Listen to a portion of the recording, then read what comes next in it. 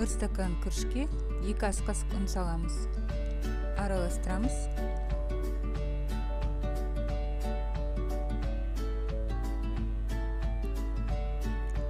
Үш литр су қайнатып, 1 ас қасық тұз саламыз.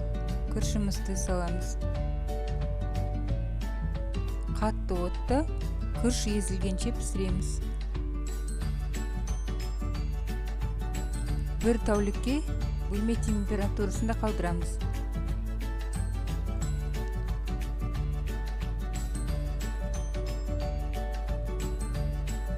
Көжеге сүт немесе айран құямыз. Салқындатып ішеміз. Астарыңыз дәмді болсын. Каналға тіркеліңіздер.